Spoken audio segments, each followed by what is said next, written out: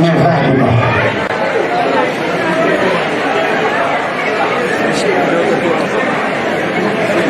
Asante sana.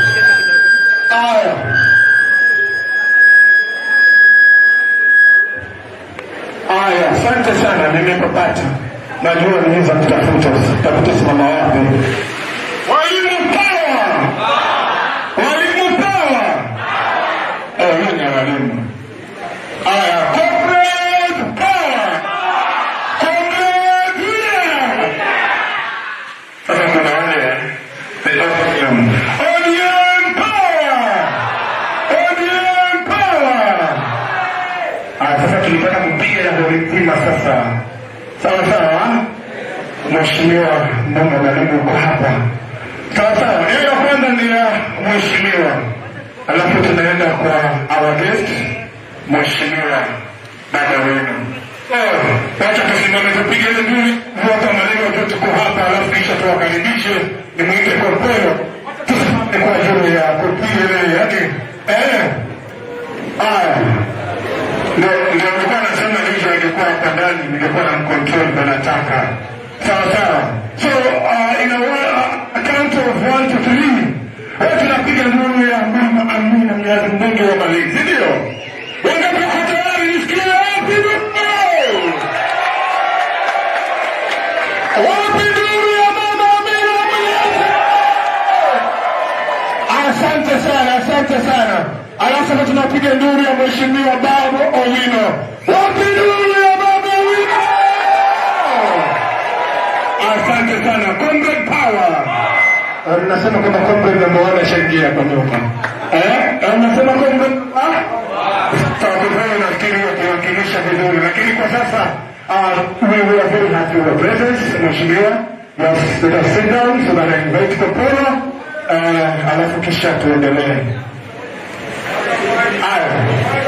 Wacha nichukue nafasi nimwite Kopolo akuje.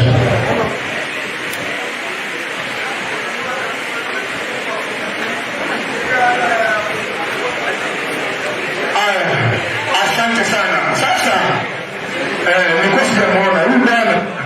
Sikiliza kwanza. Sikiliza mtu kidogo. Sikiliza kwanza.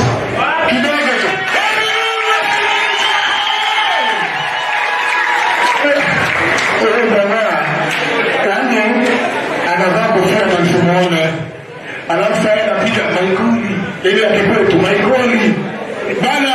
Huyu ni comrade sawa, huyu ni comrade. Alafu kisha lisha kuwa comrade bana, huyu amekanyaga yani bana. Sawa anapiga wapi ndio fikiri chako. Asante sana comrade. Nasema nataka kukamilisha, lakini asalimia chako kwa wakuje. Comrade power! Comrade Sega! Comrade Babu!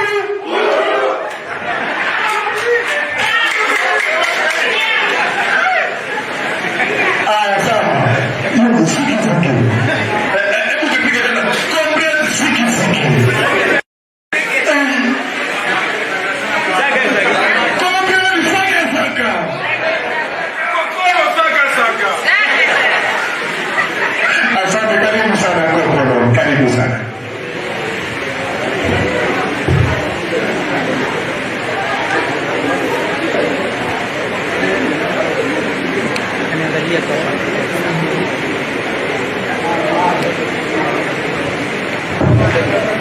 Haya, walimu wawe.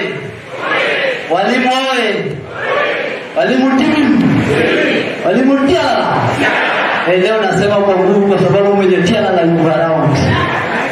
Now, to our dear comrade, Honorable Babu Owino team, welcome to Malindi, our one and only lovely mama. Hey, Amina Laura Mnyazi. Mheshimiwa karibu. Our one and only comrade from Kilifi County, following after Babu Owino, Amina hapo katikati, alafu Fikirini anafuata hapo. Bwana Fikirini Jacobs, together with all the leaders present, Executive Secretary for Pet Tanariva, Bwana Mondial Watch.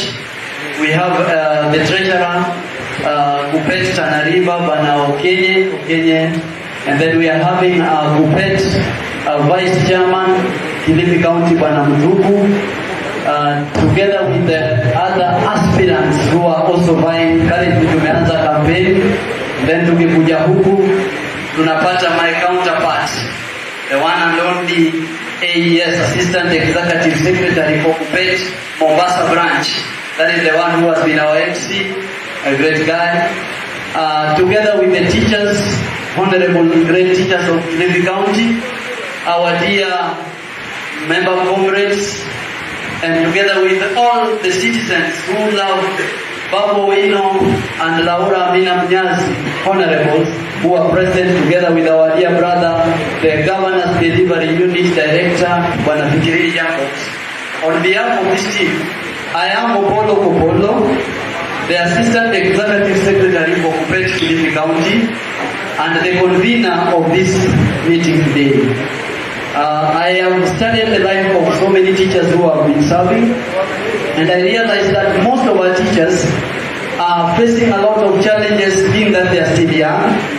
They may long to rise, but every time they try to rise, they are being slapped on the head and they are being told to remain sitting.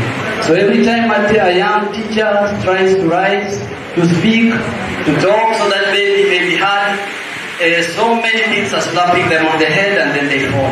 That is why I thought it better, in consultation with our member of parliament, to convene this meeting so that we can sit together, talk together, and listen to our great leaders speak to us. This meeting is very special for us teachers.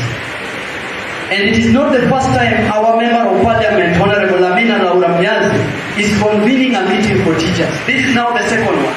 The first one, she convened a meeting, and we had a meeting at Barani Secondary School where we were giving teachers the prizes for the good performance that we had done in the KCSE exam 2022. That was the first one in Kilifi County.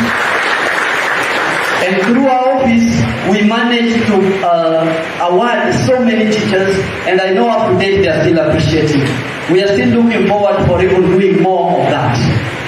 When we talked as a team, I've been having a team that we are working with. We are having courts is at the door.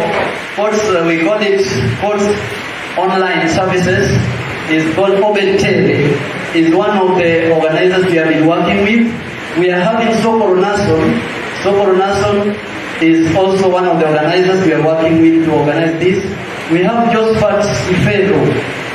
Josephat Sifero is on the other side organizing for the team. That is also organizer. And then we are having Nyangweso Brian. Nyangweso Brian. Those that they are moving up and down because they are organizers. Those are some of the people we have been working with to organize this meeting. Dear honorable members, allow me to introduce these few individuals. They'll not talk, they'll just be saying hi so that we know them and their work. I will start with the very first just introduction. Let me bring a brief.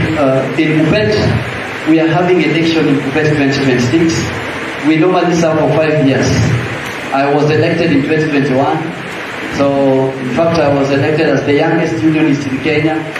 You look at me, you may think I'm taller than you, but one of the youngest. In fact, I just served for six months. I was employed in 2020, and then on March, Corona came.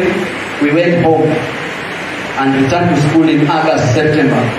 2021, February, the great teachers of Kilifi elected me as the Assistant Executive Secretary for Kupet, and we have served diligently. Thank you.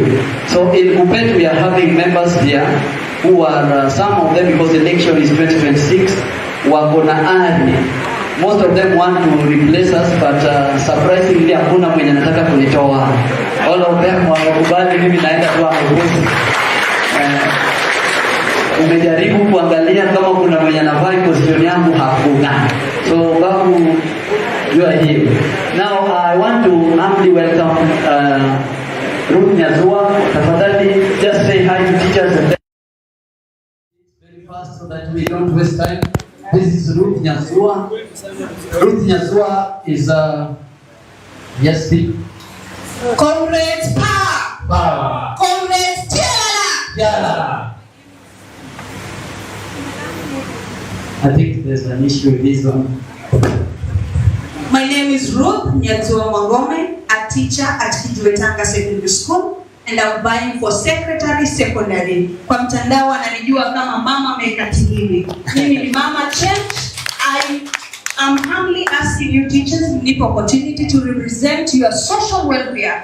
Kwa shida ya matanga, kwa shida ya raha, harusi, let me coordinate you. Comrades power! Asante. Asante sana. Wajua nyinyi wanasiasa msije nikabomba. We are also having bwana Azani. Azani haujaniambia lakini acha nisikie. Aganyie watu sasa hiyo kidogo kwa ile heshima. Comrades power. Kuna ile nyumba hapa. Comrades tiara. Kuna nyumba hapa. My name is Azani. Kuna nyumba hapa. So I know that aspirant in Ozama so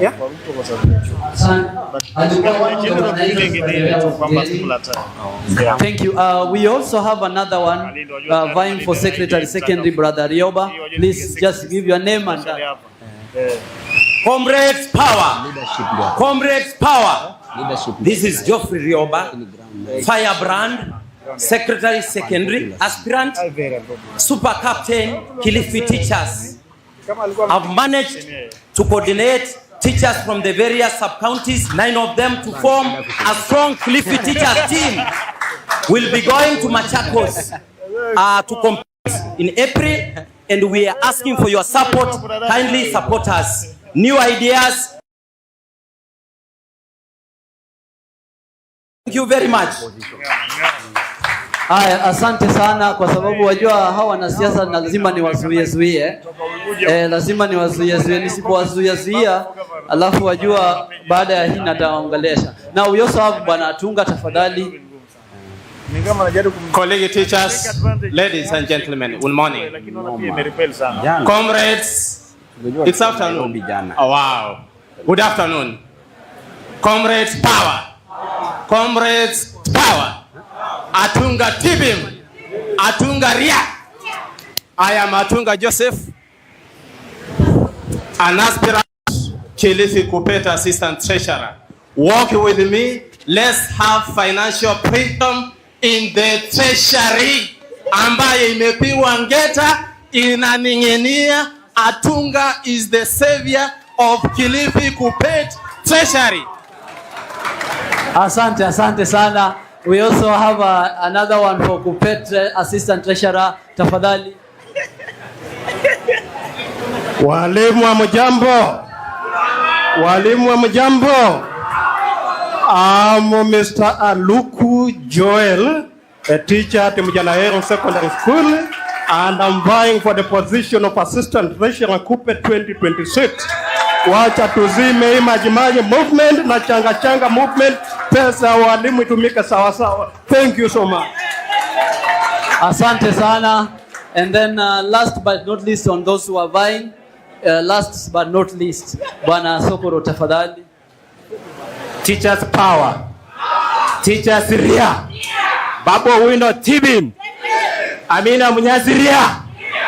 My name is Sokoro Nahason, organizing secretary Kilifi Teachers Welfare Association, one of the organizers of this event, an aspirant for the organizing secretary docket. Kazi yangu ni kuorganize kila mahali.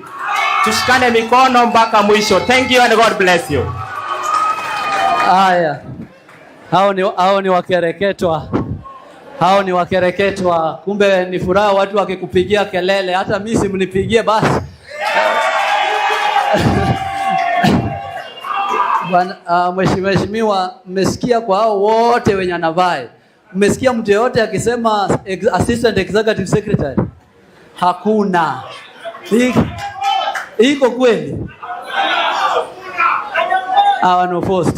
That's how we are going to 2026. Now, allow me just also brief in 1 minute each, because now these are now elected leaders of different branches.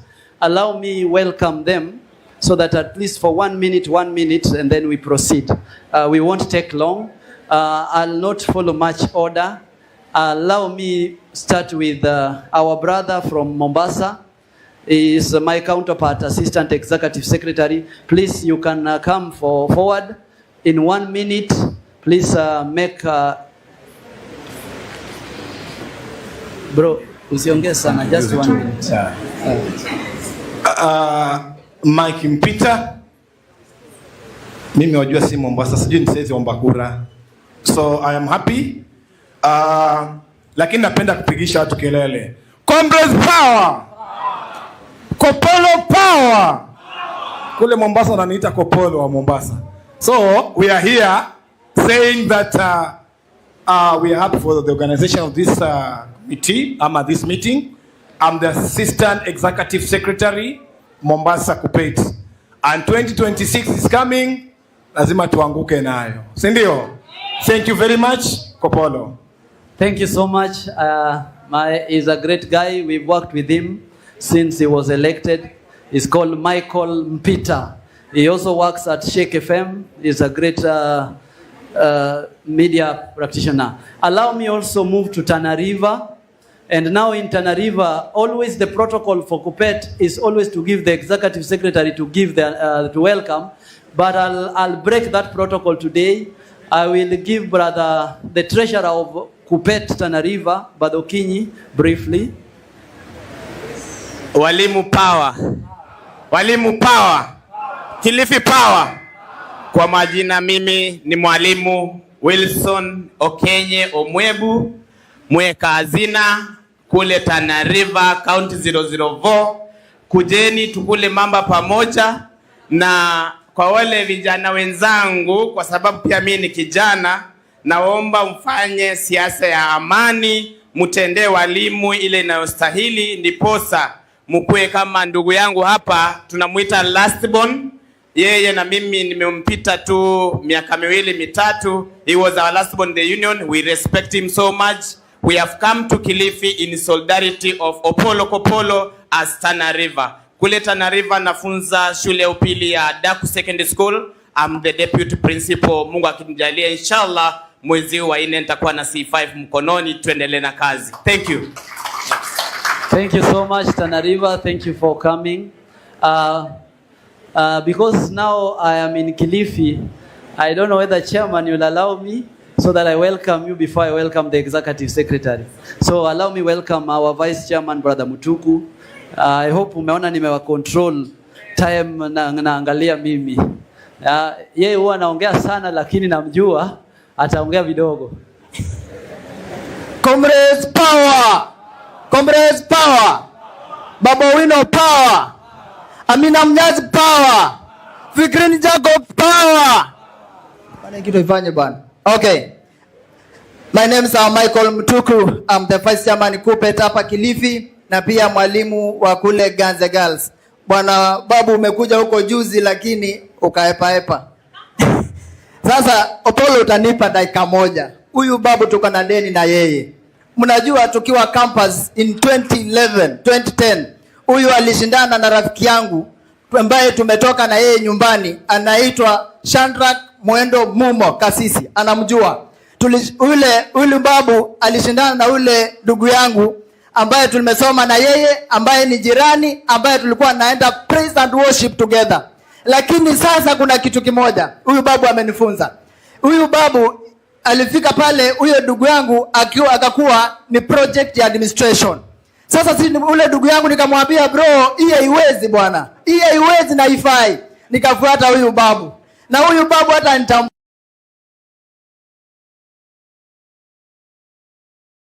Sasa yule ndugu yangu hata anisalimii sababu ya huyu Babu Owino.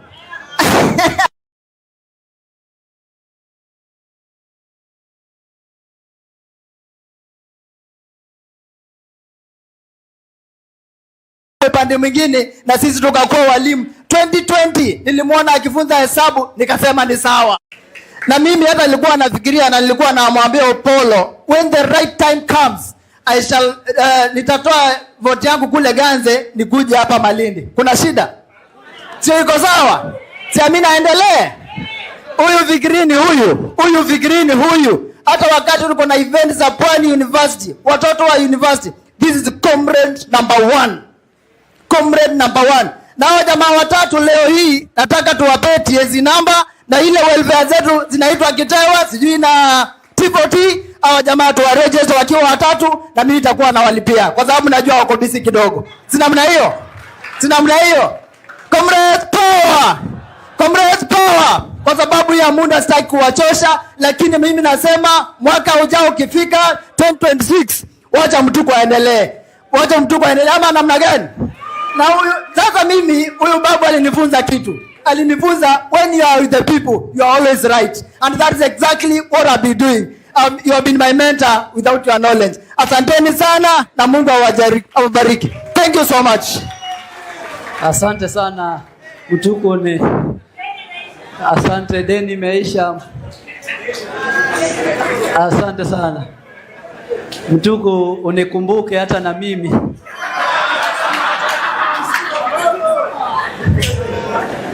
Asante. Mimi huwa najua mkono wa mheshimiwa haendi hivyo alafu irudi bila karatasi. Sasa mimi kama mkono ya comrade imeenda na imerudi na karatasi, Mtuko pia si anisalimie. Ama Mtuko huyu anaongea ni kama ana pretend, ni kama anisikii. He's pretending. Mimi najua ananisikia tu lakini ana pretend kama anisikii. I know where I'll deal with him. Sasa on behalf of the executive secretaries, allow me to welcome our one and only executive secretary, Bwana Omondi Oloch. This man is a great man. He is a friend and he has said that he has to be here. Bwana Omondi, karibu. Asante. Mheshimiwa Amina Mnyazi, Mheshimiwa Babu Owino, PS mtarajiwa, walimu wote, power! Comrades power! Nimekuwa hapa nasikiza vile wanaongea na shangaa kama mimi nitawezana. Mtuko ni rafiki yangu sana lakini sijawahi jua ni mkali hivyo. Congratulations, kongole. Nitajaribu kuwa brief because siasa imesemwa. Mimi bado nitawania kule Tana River, but I want to say a few things here as we welcome our guests here in Malindi. Mheshimiwa, wakati wa siasa 2022, I was between 2-3 counties, kule Migori na hapa Kilifi. And I used to see how you were campaigning and I really admired. And when you won, actually, I was greatly inspired. And also, Babu Owino tumekuwa na yeye. Babu tumekuwa na yeye Nairobi, saa zingine hajawahi jua kama tumekuwa na yeye. Hata picha, kuna picha yangu ili trend sana. Thank you for making me popular. Actually, I won elections because they saw me with him. We were fighting for, it was anti-corruption someday in Nairobi where there was a lot of corruption at the Afya House. And we had gone to demonstrate against that corruption. Tulikuwa na yeye. So asante sana. Sasa hivi mimi ni voter kule Nairobi. I'm a voter at Global Academy. In case you are going for that big seat. And I don't know how to divide that vote between Nairobi and Kilifi. Because I'm also transferring my vote somewhere.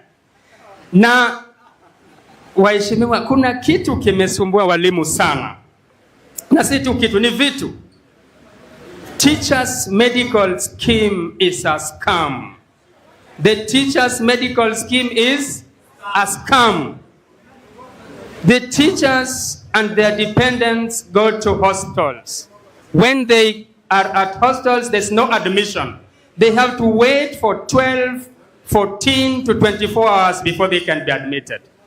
And we have to make tons and lots of phone calls to intervene.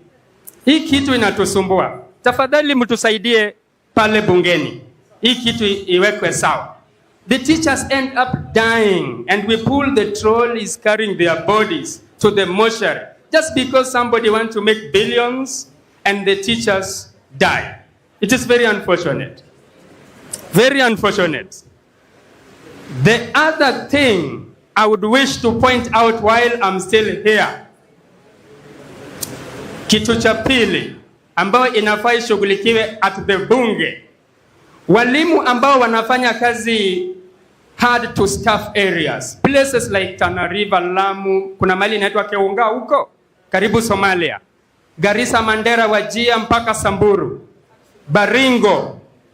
Hawa walimu, the hardship they go through is not commensurate to the hardship allowance they are given, because the hardship allowance has been clustered according to job group. But initially, around 2013, 2014, it was a percentage of the basic salary.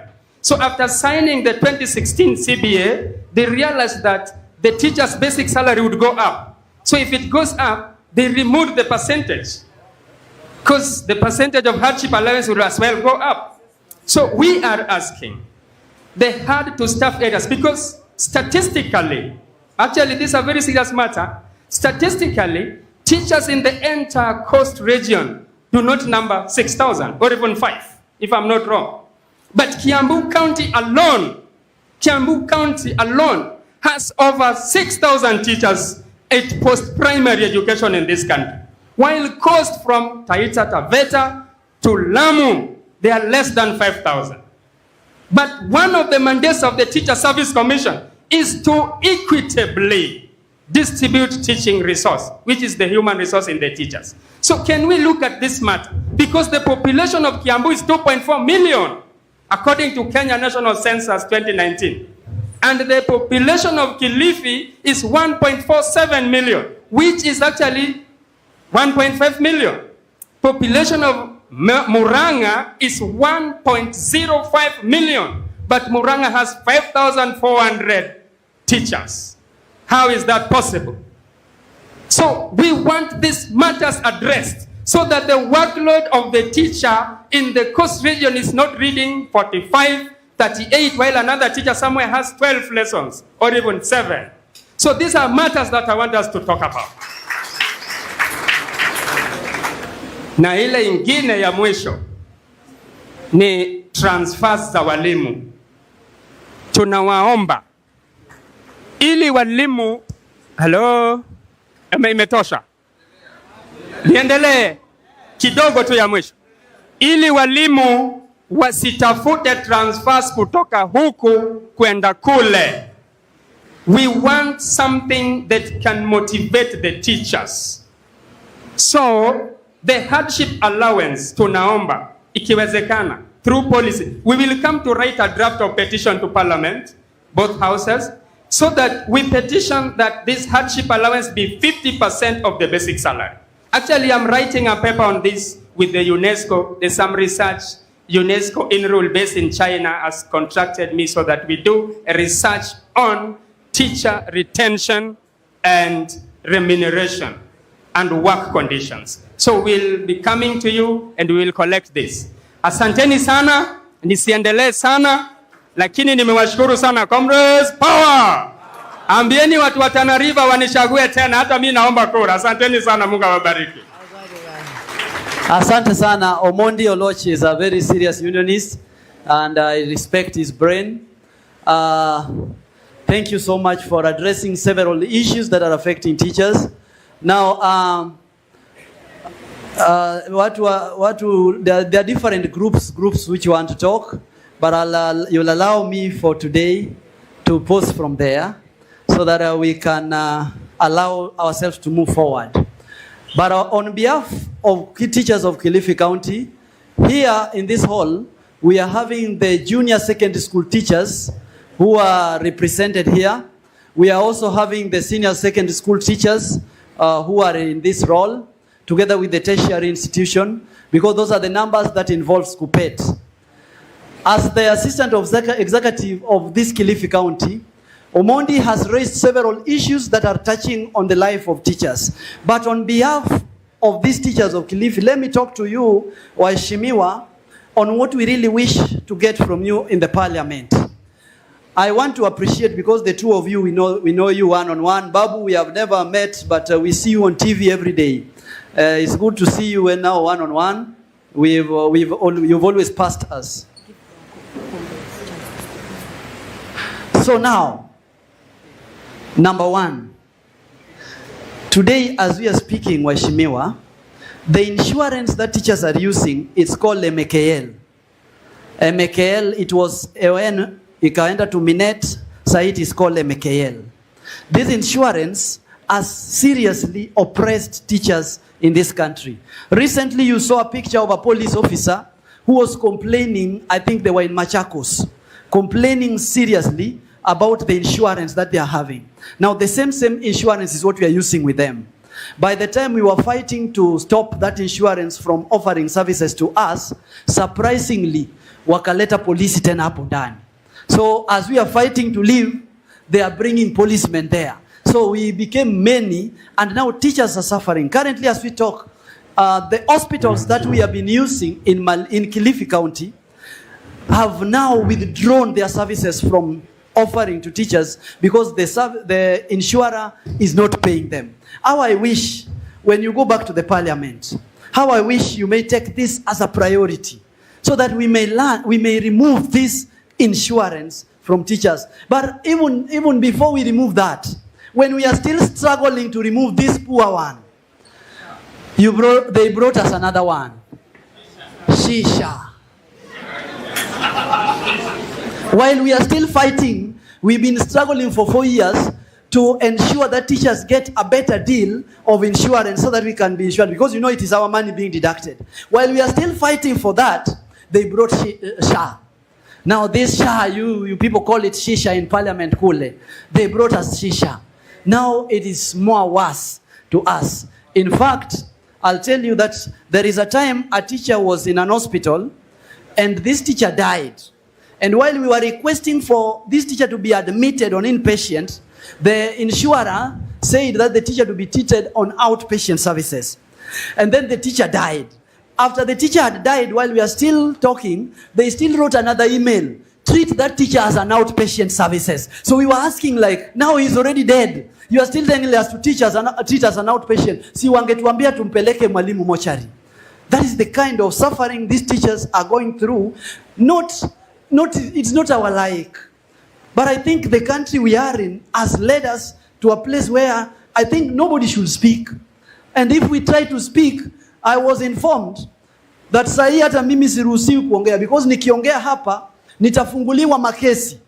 I was told, the intelligence told me that Polo, wewe najua unapenda kuongea. Lakini this time round kuna DCI wametumwa hapo katikati yenu. Ukiongea hivi utafunguliwa mashtaka and then sasa wewe utawekwa jela ama nipoteze kazi yangu ya kutetea walimu. Now that is the kind of pain we are going through in this country. You have been standing firm. You have stood firm. I have seen you. You have always stood firm to tell this government that it is not doing the right thing. I am happy that Baba has gone there. Mimi ni supporter wa Baba number 1. In fact, ukikata damu yangu unapata Baba. Lakini sasa kwa sababu Baba ameenda pale, hatutapinga Baba kwenda pale. Na hatutakataza Baba kwenda pale. Lakini sasa Baba atumie ile hekima ambayo amekuwa nayo akitetea Wakenya kwa miaka hii yote, ahakikishe kwamba ile mambo imelainishwa. Wakimkataa, wakishindikana, mtuambie sisi huwa tunapenda kwenda strike na tunaenda tu. Hata juzi walimu tuligoma na hatuogopi, polisi yuko hapa, tunaongea na yeye tukipita gate yao. We can occupy wherever they tell us.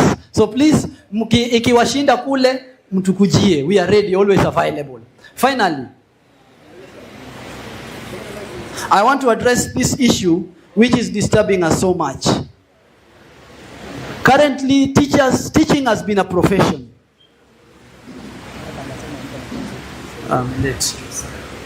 Teaching has been a profession, and teaching is a profession.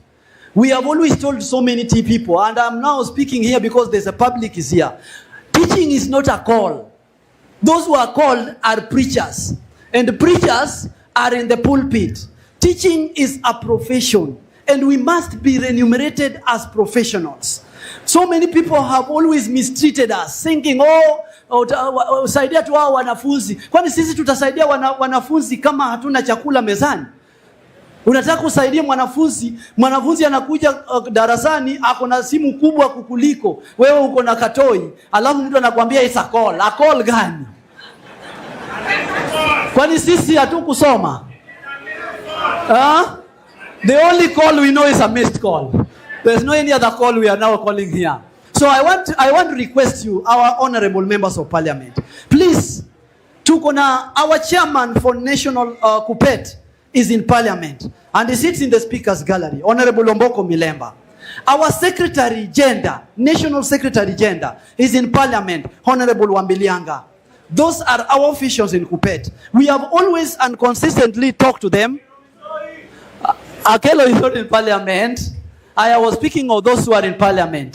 We have consistently and always told them, and me have always sat with them and told them that this is what we are supposed to do for teachers.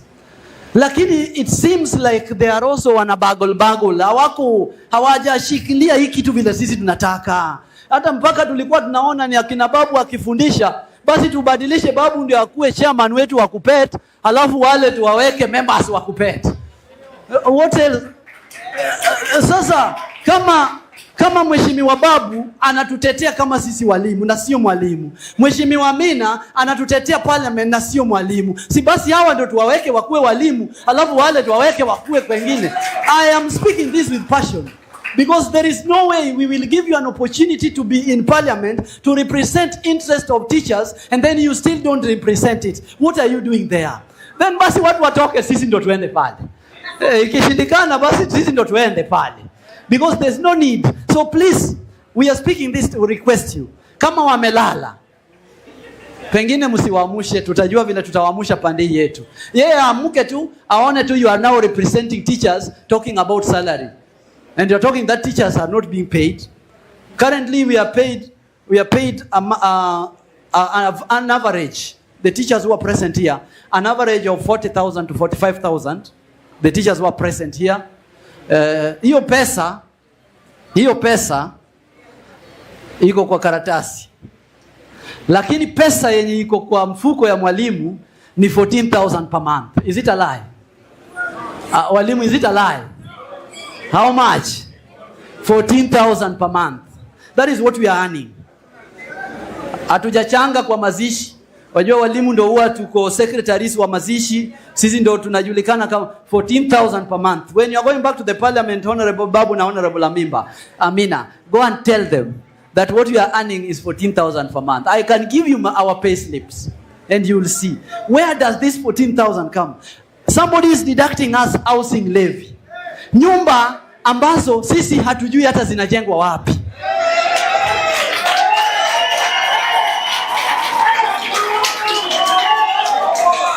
Kwanza walituambia kwamba hizo nyumba ni kama tutapewa.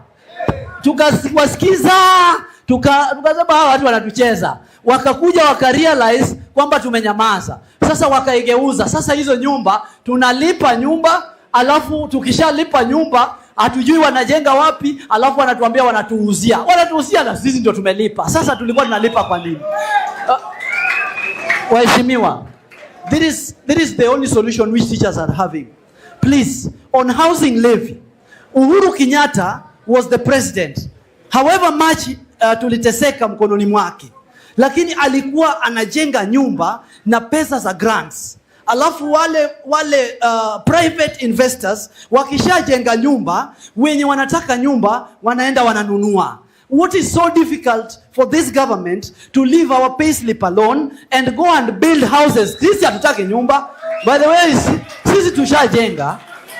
sisi tushajenga nyumba na hatuishi kwa makuti. Tunaishi kwa nyumba zimejengwa permanent. Hatutaki nyumba ya serikali. Sisi sio beggars.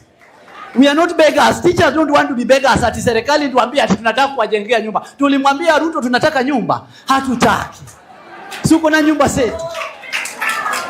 We want our pay slip to start having something so that we can take home. Hata sisi tukienda kwa bank, at least mtu anakutegemea, anajua uko na pesa. Lakini si tutakuwa tunaenda kwa Shylock kila wakati, walimu wanaumia. Number 2, which is also finishing our pay slip. And I'm speaking them deep from my heart. We are paying something called Provident Fund. Provident Fund ni pesa yetu ya walimu ya retirement. Yenye wametuambia it is 7.5% of our gross salary. 7.5%. I think the 7.5% now, sindio? We are paying that. Then somebody is telling you again, kwamba we are paying again NSSF ya retirement. Sasa mwalimu ni kama they want a teacher to retire twice. You are retiring.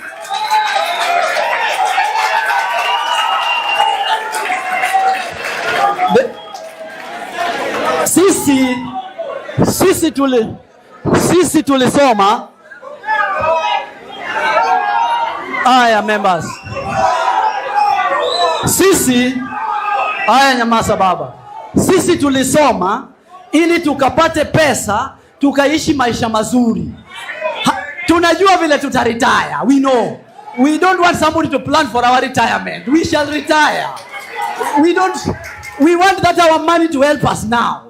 Tunataka kuvaa nguo, tunataka kununua magari. Lakini sasa yeye anataka nikiretire, sina nguvu ya kuendesha gari, sina nguvu. Watu ndio wanakuwa wanakula pesa yangu, nimeteseka nao miaka yote. Tafadhali, tunaomba hivi. Please, honorable members, help us in the parliament. Remove us for us one deduction. Kama watatuachia NSSF, tafadhali tubaki na NSSF. Kama wanataka tubaki na Provident Fund, tafadhali tubaki na Provident Fund na watoe NSSF. In fact, when they brought the Provident Fund, walituambia kwamba hatutakuwa deducted NSSF. Mpaka wakastop kudeducted NSSF. Then kidogo sijui appetite ya hii serikali na pesa, wakiona tu pay slip. Ni kama huyo rafiki yetu akikaa State House na anaangalia nishachukua payslip ya walimu inasoma nini hapo. Anamuuliza waziri wa education, payslip ya walimu inasoma nini hapo? Ati iko 18,000, chukua 4,000. That is what they are doing for us. I want to request, please, we have tried and these teachers are killing us. Hawa walimu wanatuua. Hawa walimu wakituona, mimi kama elected official wao, bro silali. These teachers are killing us. That we have not done anything. In fact, we have deducted their payslip when we got into the office. Na sasa, one thing which is now making this fight difficult, ni huyu jamaa hapendi unions. In fact, wale wenye wako union huko juu, wajua sasa union sasa imekuwa kama ya pesa. Sasa wanaona ni kama wakisukuma kidogo hivi, union itafungwa, tap kidogo ikifungwa, basi watakuwa hawana kazi. So watu wameenda wakanyamaza. So teachers, we are left alone, struggling alone. Please, the only place we are now having our trust in is the National Assembly. That is the only place we now have our trust in. Please fight for us. Hata kama imebidi kuandika bills, some of us, we have very many serious teachers here. Some of them wanted to study law. Hata kama ni kuandika bills, we can write for you our bills and bring to you and you present for us so that you can fight for us. Otherwise, I want to appreciate you for creating your time to come and listen to us. One group. Oh, thank you. Hawa walimu wako na mambo mengi, sitamaliza yote. Order members. I want to appreciate one thing. Number one, the junior secondary school teachers mleona vile wameteseka. And they really struggled. In fact, wakaenda mpaka streets, mpaka wakafutwa kazi. Some of them are here. Number one, I want to appreciate that they have been employed now on permanent and pensionable. Hata kama haina pesa, lakini at least sasa ni permanent and pensionable. Unaweza enda uchukue loan, alafu ubaki maskini miaka 8. Hata hivyo haina shida. Lakini they are still employing teachers on intern basis, and they are still going to take more than 2 years, which is against the labor laws. The labor law requires that a teacher works as an intern for 1 year, and then it is confirmed without going for an interview. They have again employed teachers on intern basis now, which is against the law and against what the court ruling that was passed. They have always been going against the law. Please, we will write to you all this thing. address them for us. And on that note, I have a JSS representative who is here. Tafadhali dakika moja 30 seconds ili waone wajue kwamba you are present.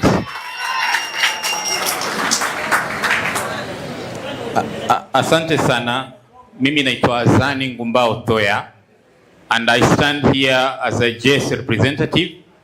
Shule yangu ni pale Milimani Magarini. Na nimesikia wengi sana wakizungumza historia zao na viongozi walioko hapa. Mimi historia yangu ni moja tu. Fikirini, ujambo ndugu yangu. Siasa huyu bwana tulianza tukiwa pamoja, tukiwa pale campus Masai Mara. Yeye kufukuzwa kutoka nilikuwa nifuate, lakini nusura kanileta hapa. Bwana Babu Owino, karibu sana kwetu. Wakati ukija Kilifi na Focus, I was the right hand man for Focus pale Kilifi. Karibu sana Kilifi. Zaidi ya yote, nimeambiwa nizungumzie kuhusu hali ya junior school. Mwanzo kabisa ningependa kuzungumza hivi. Walimu ambao wako hapa wengi leo ni walimu wa junior school na ndio walimu wachanga sana. Lakini kikubwa na haya malalamishi na yaleta kwenu watu wa KUPPET, wabunge mlioko hapa. Tunaambiwa kwamba we qualify to vie but only the JSS representative but not the other positions. Nyinyi kama watu wa KUPPET, tunaomba hebu fikirieni kidogo. There is no way I qualify to vie for JS rep but not qualify to vie for organizing secretary or executive secretary. Hapo kuna mushkili kidogo. Vile vile sisi tuko chini ya mikono ya heads of institutions kule primary. Kuna mateso mengi sana. Kuna mateso mengi sana. We are secondary school teachers and head teachers. Imagine kuna mwalimu amewekwa kofi sababu hajapokea simu ya head teacher. What is that? Vile vile hawa mabwana, ukienda katika kesi nyingine tunazungumzia hapa, if possible we need our own separate union or a welfare that is going to deal with the junior school issue separately. Hivi leo our heads of institution, that the head teachers, wanatupa commercial exams. Hawa walimu wanafunza lakini kuna makatels huko chini chini ambao wamelazimisha. Leo I'm subjected to deal with a CSO. Sijawahi ona CSO, nimeenda kumuona primary school. Kindly, we are requesting you, mkienda kule bunge, make policies, make vitu ambavyo the junior school teacher atakuwa recognized as a post primary school teacher na their welfare isikizwe inavyopasa. Nikienda kumalizia kabisa, Bwana Babu Owino na Amina Mnyazi, shida za walimu wa junior school ni shida zimezunguka mwalimu yeyote yule. Tukianza story ya discrimination kwamba huyu mfano kwa michezo, there are a lot of policies kwamba sijui watoto wako na miaka 15 wasipite kwenda kucheza. Mwalimu ametayarisha watoto for a whole year, a whole term, akifika sijui anaambiwa ufanye hivi. Tukienda kufanya michezo, we are combined by the primary school teachers. Kindly, we need to know, are we under primary school, are we under secondary school, or we are an independent institution? Let it be tabled on a bill. We need to see ourselves as teachers or an independent institution. Propose a bill at the parliament. Make it known that junior school teachers are separate institution or we are under the head teacher. Kwa hayo mengi ama machache, kama kuna lenye nimemkwaza mtu ama nimemkosea, naomba samahani. Kama kuna mahali nimekosa, naomba tujalize tunavyoendelea. Asanteni sana, karibuni Malindi. Asante sana. The junior school teachers, let me make it to you clear. And I wish you need to know, you need to listen to me. Azani has raised it and it's important I explain to you. Sawa? In the structure of KUPPET, that we are having currently in our new constitution, Azani naomba sasa unisikize niwaeleze. The structure of KUPPET we are having in our current constitution are 14 slots. In those 14 slots, kuna slot moja ya secretary secondary ambaye Nyazua anavai, ambayo RISPA ameshikilia. Kuna slot moja ya secretary tertiary Sawa. Alafu kuna slot moja ya secretary junior school. And then the other 11 slots are left for any Kuppet or member. Whether you are in junior school, whether you are in secondary, you are allowed to vie in any position. It's only that one which has been restricted for you to be in secondary school, in junior school. The rest is open for you. So don't be fearful. I want to finish there. Na mtaniruhusu nimalize. Let me recognize the presence of only 3 people. They'll not talk because of time. I recognize the presence of our comrades, Kilifi County Comrades Association student. Can you rise? Kilifi County Comrades Association. Kilifi County Comrades Association for Malindi chapter is led by Alex. Alex, wave to this group here. Njoo Babu. This is Kilifi County Comrades Association. Is a group of students born and raised in Kilifi, but studying in different universities and colleges. Haya, wasalimie. Haya, comrades power! Comrades power! Haya, sisi tunasema Babu amekuja kwa sababu, si ndio? Babu amekuja? Kwa hivyo walimu msijali, Babu amekuja kwa sababu. Alafu pia Mama Amina tunasema ni suluhu na sauti ya Malindi. Kwa hivyo walimu wote walioko jimbo la Malindi, suluhu ipo. Sawa sawa? Comrades power! Comrades here! Sawa. Kwa sababu hiyo, Amina, Mungu akubariki. Babu, kwa sababu fanya jambo. Asante. Asante sana. This is a great group. By the grace of God, I am the patron of this group. Started it from grace to from grace to grace. So tunashukuru.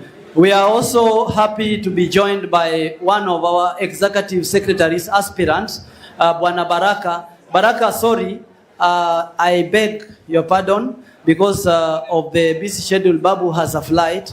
At least after this program, we will still be remaining with teachers when we will talk. So for now, you can just wave to them, please. Just wave to them. I am humbled. You will be my boss. Sitaki kukukosea. And then we are also joined by Secretary Gender from Tana River. Tana River wamekuwa marafiki zetu sana. Not Pingano. No, Pingano was the Secretary Gender kabla ahame akuje Kilifi. So Chari is the new Secretary Gender. So that is Chari, simama, you wave to these people. Great. Welcome to Kilifi, because your executive secretary had also talked. At this moment now, allow me to welcome also in 1 minute the president of Pwani University, students who is also here. Brother Obondo, kama unsalimia watu haraka so that we can move. Comrade power, comrade Ria, to our comrades who are here. Sisi tumefurahi Bwana Babu Owino na Mheshimiwa Amina Mnyazi, bila kumsahau former Pwani University President Bwana Fikirini Jacobs. Hawa comrades wamekuwa wakisimama na sisi wakati ambao tulikuwa na maandamano ya the new funding model ambayo kwetu ilikuwa kama monster. Babu Owino, Bwana FJ, whenever comrades were arrested, they go to an extent ambayo wanaingilia kwa mfuko yao na kuturelease kwa cells.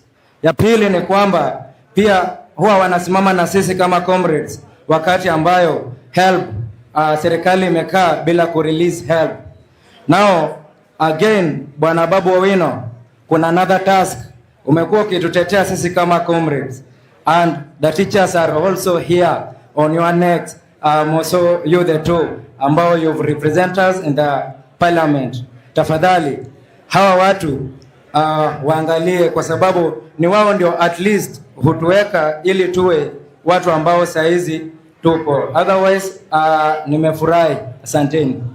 Asante sana. Thank you so much. In our midst we have the security personnel who was guiding us, Brother Ariro,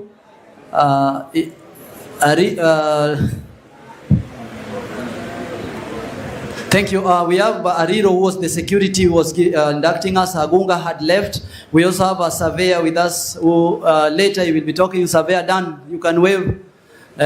So at this moment, allow me welcome Comrade Fikrini Jacob, CDE, the incoming PS.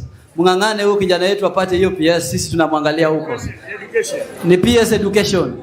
Haya basi, tunaomba Mungu, nitakuja kwa ofisi yako mpaka uone. Thank you. Thank you, my dear Pwani University alumni, Comrade Opolo Kopolo. Comrades power. That is not power. Comrades power. Comrades Ria. Comrades Ra. Comrades Zaga Zaga. Viva comrades, viva. Forward comrades, forward. Forward to an empowered teacher, forward. Comrades power. Comrades Pungulu. Thank you so much.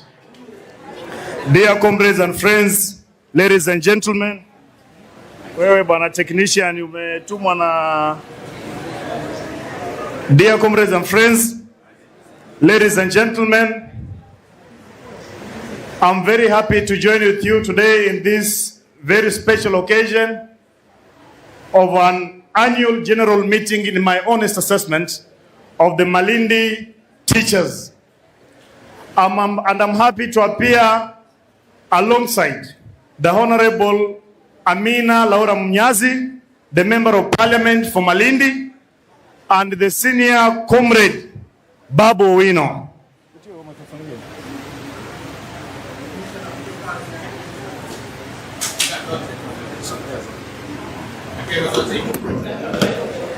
I'm happy.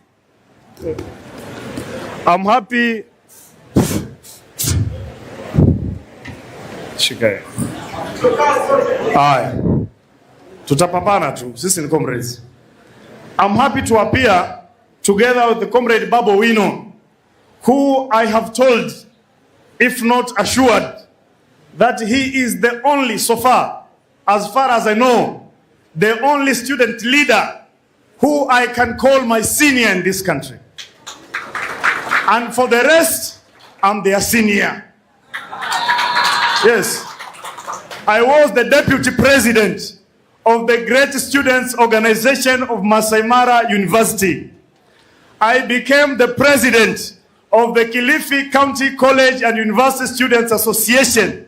I became the secretary general of Jumuiya ya Wanafunzi wa County za Pwani. I became the president of Pwani University Students Association, and lastly became the president of the Kenya Union of Students Organizations. So, ladies and gentlemen, if I'm not a senior in your honest assessment, then who am I? Yes, thank you. And very privileged during that time to have been the first and the only student so far to have been expelled from 2 public universities, and still standing strong. The last meeting we had, I will want to pick it from the last meeting we had at Barani Secondary School. There are 1 or 2 issues which were discussed there, and I think it's important that I personally pick it from there. One important issue that we talked about when we were at Barani Secondary School, I thank my good comrade from Oloch, from Tana River, for his very good analysis on the teacher-student ratio in cost and the entire country. And I'm here as a result of whatever we discussed during the last meeting. I am so perturbed by the rate at which the Ministry of Education has been posting university students to the universities in this region. When we were talking at Barani Secondary School, I told you that Taita Taveta University is almost being closed down. Since that year, it had already only been given 300 students. Tell me how much can money, as a result of capitation directed to Iholi University with only 300 students, how much can that institution do, if not to close down? And that has been one of the biggest problems. Pwani University, the leading institution of Kilifi County, used to receive about 4,000 students onwards. Currently, Pwani University receives just about 1,500. And as if this is not surprising enough, the University of Nairobi, which is publicly known to receive at least the highest number of students as a result of posting by COOPs, currently is trailing at almost below 10. We have new universities which were given charter in 2013. They are having students up to 20,000. Universities which were given charter the same year as Pwani University today have the highest placement from COOPs, simply because of one or two relationships in the Ministry of Education. And that's the beginning point of this conversation. The teaching pedagogy, you are the members of the pedagogical front. And I feel very bad that when we stand here today, people who should stand as role models in our communities, people who should stand to inspire young chaps in our villages to go and pursue education cannot get that motivation on the face of a teacher because of the wrinkles that have naturally covered the faces of the teachers out of dangers which are naturally strewn on the path to success of the teachers in this country. And these are things which we need to talk about because they are things which concern the future, which you and me have a place in. And that's why it gives me great pleasure to share this platform with you. But ladies and gentlemen, I equally want to appreciate you so much. Because looking at history, whatever we used to record as a region in terms of education cannot be compared in any way with where we are today. And I'm sure as a region, we have improved in terms of enrollment in the universities because of the effort of you, ladies and gentlemen. And that's why I equally want to stand here to appreciate you for the immense work that you are doing for the young people of Kilifi in your various staff rooms, classrooms, as you teach them whatever you are bestowed with. I stand here to appreciate you once again for being together, for being more united over and above the challenges that you face. I'm so perturbed, ladies and gentlemen, that when we stand here today, we still talk about 25 years into the 21st century. The university students from poor marginalized places of Kilifi, who after you try so much to teach them, and after they get equality grades, they only go to the universities, report, come back, cry in your doorsteps every day, simply because of this funding model in this country.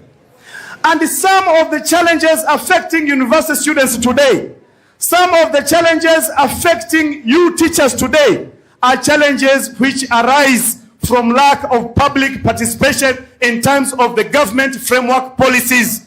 And that is something we cannot run away from talking about. There has been an outright lack of public participation.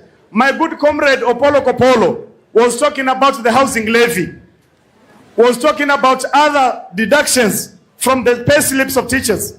And why it is so, it is because teachers are not consulted. There are no public participation of some of these issues. And that is something which we really stand to demand, because it is a constitutional requirement that there must be public participation, especially on something which comes direct to your account. You deserve to have a voice of your pay slip. And that's why this platform serves a great purpose today. But ladies and gentlemen, I'm only a senior comrade, but I have my senior too. I do not wish to barrage you. I do not wish to barrage you with a lot of my pieties of wisdom, because we have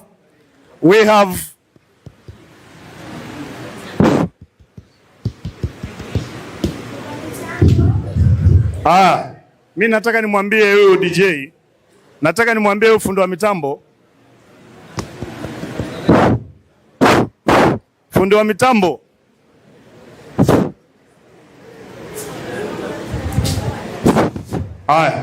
sasa fundi wa mitambo, acha haya mateso mimi niwe wa mwisho kuyapitia, kwa sababu baada ya hapa atakuja mbunge na atakuja senior comrade mbunge pia. Isizime tena hii tafadhali, izimeni wakati wangu tu, lakini pia it's a matter of time.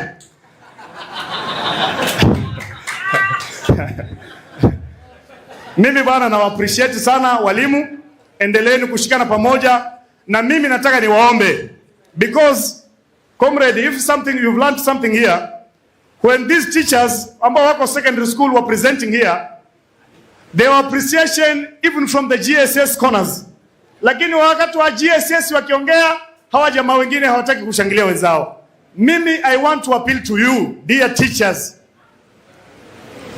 The forces that join us together as comrades must always remain stronger than any superimposed influence that threat to keep us apart. Whether you are a junior secondary school teacher, whether you are a high school teacher, a senior secondary school teacher, bottom line is you are a teacher in the teaching profession and you deserve to speak one voice, because what kills the other has the potential to finish the rest. I hope and pray that you will find it within you to please embrace the wisdom of working together so that some of these challenges can be easy to deal with. Ladies and gentlemen, I also appear here on behalf of His Excellency the Governor Gideon Mungaro, the second governor of this great county, who was unable to appear here, but my presence equally signifies the presence of His Excellency the Governor, because equally of the same honor, counted some decades, I will equally have the potential to stand here, this time not to represent someone, but represent myself. Then, na wewe comrade, wewe ni comrade mwenzangu, wewe unafahamu kwamba mimi na wewe huwa tunakaa sana huko Laikipia Gardens, huko karibu na Kileleshwa. Mimi na wewe tunakaa tukipanga maneno ya kesho ya Kenya. Na wewe, you always remind me that you and me and any student leader in this country are products of the jungle. And we must not be like an animal, because it is only an animal which does not have an ambition. It is only an animal which does not have an ambition. I appreciate that you have an ambition, and as a comrade, I'm here praying for you, and so that your ambition can come to fruition. Wajua pia umeteseka, umefukuzwa university mara nyingi. Mimi nimefukuzwa mara mbili kali, lakini yako ni ya kwenda urudi, uenda kabisa urudi hivyo hivyo. Mara umeonekana na vice chancellor unamwambia kurudishe, kesho umepewa memo ya kurudi. Sasa mimi comrade, na kuombea kwamba ile experience ambayo umepitia na kutetea wananchi na students itusaidie pia siku moja tuweze kusimama. Mungu atatulipa kwa yale ambayo tumekuwa tukiyang'ang'ania. Mimi sitaki kuongea mengi zaidi hapo. Baada ya kumwakilisha mheshimiwa governor, nataka nichukue fursa hii kwa heshima na taadhima, niwaombe sote tusimame tumkaribishe mheshimiwa Amina Laura Munyazi, comrade, mbunge wa Malindi. Dada mrembo kabisa, huyu ni comrade mwenyewe. Ukisikia comrade ni huyu, Mama Nadiko. Asante sana mama, karibu sana. Asante sana ndugu yangu comrade Fikirini Jacobs. Walimu wote, naomba tuketi. Walimu wote wenye ambao mko hapa, itifaki zote zikizingatiwa. Mheshimiwa Dr. Babu Owino, na kukaribisha sana Malindi. Huyu ni dokta mara mbili, na nafikiria akisimama atajieleza ni kwa nini yeye anaitwa Dr. Babu Owino. Wananchi wa Malindi, wananchi wa Pwani, wale Waislamu, assalamu alaikum. Wale wa Kristo, Bwana Yesu asifiwe. Walimu power. Hapana. Hata mimi nimefunga na niko na nguvu bwana. Walimu power. Comrades power. Hayo ndo ni maneno. Acha Babu Loya asikie sauti ya watu wa Malindi, sauti ya watu wa Pwani. Na mimi nataka nikushukuru ndugu yangu Kopolo, najua you have been on my neck. Where is he? I know you have been on my neck. Na hii event isingefanyika vizuri kama si msukumo wako. Na it was hard time, and I'm really privileged to be here. I'm very happy to be here. Kwa sababu hapa nimekuja na watu wenye ambao mimi naenda kuwakilisha katika bunge la kitaifa. So kukuja kwangu leo mimi hapa, it is good for us kama wawakilishi wenu katika bunge la kitaifa, kwa sababu tumepata wakati wa kuja kutoka kwa kinywa chenu yale matatizo ambayo walimu wanapitia. So Kopolo alinipigia simu mara ya kwanza. Nafikiria hii mkutano ilikuwa ifanyike sometime late last year. Alikuwa anatafuta mgeni wa heshima na aka insist lazima iwe ni Babu Owino. Nikamwambia Kopolo, Babu Owino unajua yeye ni senior. Mimi pale ni mono lakini nitajaribu. Nyonyo walimu si mnajua? Huyu ni senior, mimi ni mono, sikatai. Lakini nikasema na mono wangu nitajaribu. By last year Babu Owino hakuweza kufika. Nikamrudia Kopolo, akaniambia mheshimiwa, kama Babu Owino hafiki Malindi hakuna mkutano utafanyika. Sasa kijana huyu silali usiku na mchana. Karibu unifunjie ndoa yangu Kopolo, lakini ni sawa. Ni sawa. Nikasema mwisho wacha nimsaidie huyu comrade ili wale walimu waweze kufurahika. Kwa sababu yeye alitaka Babu leo amefika ama hajafika? Muna raha ma muna raha? Muna raha ma muna raha? Na mimi ile siku Babu nikasema sasa hawa walimu, I interact with them a lot. Wengi na watembelea katika mashule because of the nature of our work. Nikasema sasa nikishindwa kuleta Babu, hata hawa walimu wangu wa Malindi nitakuwa nimewabwaga sana. Na mimi hawa walimu ni watu ambao nataka nifanye nao kazi kwa ukaribu zaidi. Na nikasema niko katika mwezi mtukufu wa Ramadhani na nimefunga. Nikasema Mungu, mimi na swali, na hii swala nikimaliza nampigia Babu Owino simu. Nikaswali hapo, nikapiga madua yangu hapo haraka upesi. Nikampigia Babu, nikasema Mungu jalia mdomo wangu uwe mtamu. Naye aliposhika simu, haya panya kaingia kwenye mtego. Babu Owino karibu sana Malindi. Ameingia ama kwenye mtego ama hajaingia? Si amefika Malindi? But you see, Babu, this tells you something. Why is it that these teachers ambao wanatoka maeneo haya, mbona wewe Babu Owino, why you? Mbona hawakutaka mtu yoyote mwingine afike Malindi? So they've seen something in you. Yenye ambao wao wako na imani kubwa na wewe. Na mimi si ule kiongozi ambaye niko na wivu.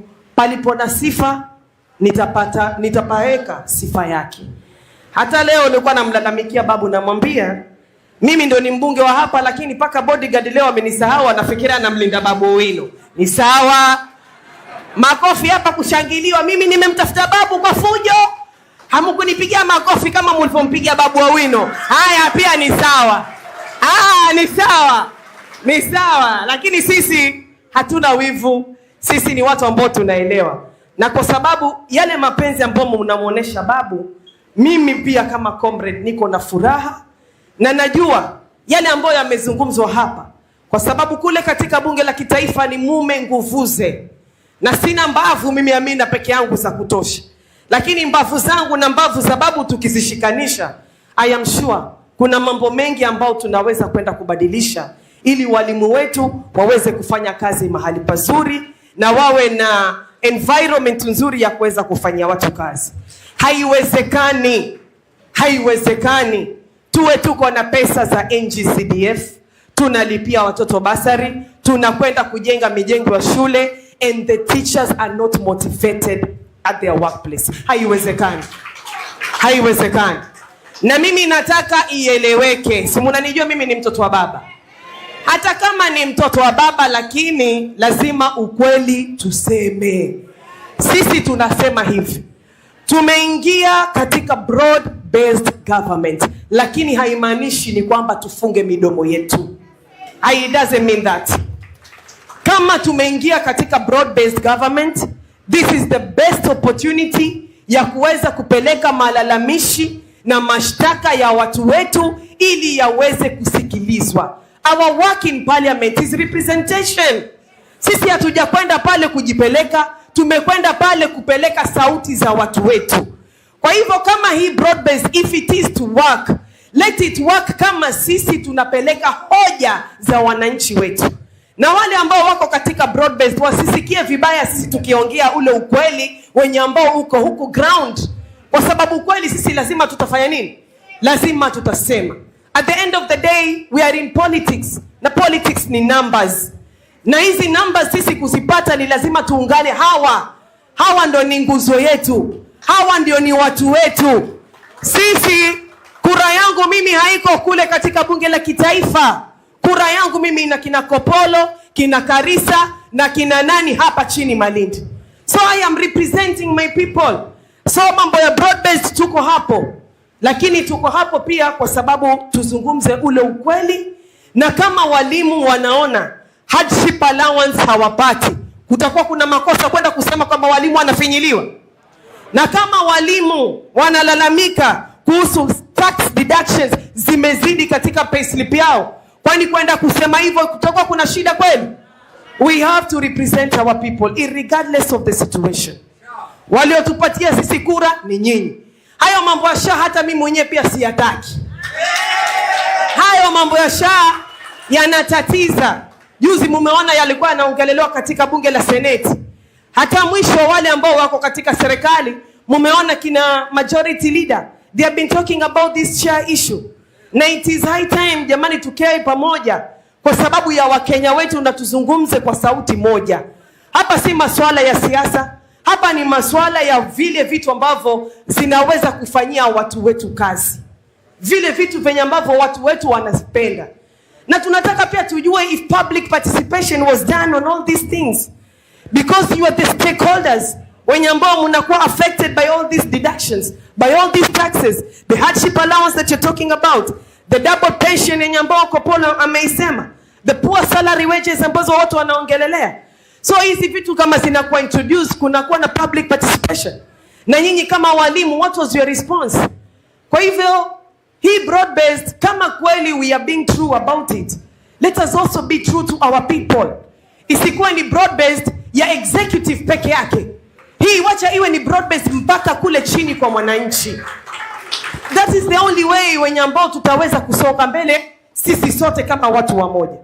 Mimi huu mkutano leo nimekuja kama mwenye Malindi. Lakini kuna yule mgeni rasmi wa heshima mwenye ambao nyinyi mmesema tuweze kumwalika. Na mheshimiwa amekuja hapa tangu asubuhi. Tumekuwa na food drive ya Waislamu pamoja na Ali Hassan Joho Foundation asubuhi. Tukapitia pale sehemu za Kisimondogo kidogo kwenda kusalimia. Kuna mzee wangu wa mtaa amefariki na tumeweza kufika hapa. Mheshimiwa Babu Owino ana ndege ya saa 9:30 heading back to Nairobi. So mimi naomba speech yangu iweze kukwamilia hapo. Mimi niko na nyinyi 24/7 huko ground. Yale matatizo ambayo mko nayo, Kopolo, wewe tunazungumza sana. Nimekwambia uniletee zile bills, zile proposals, whatever you have, tutaketi chini mimi na wewe.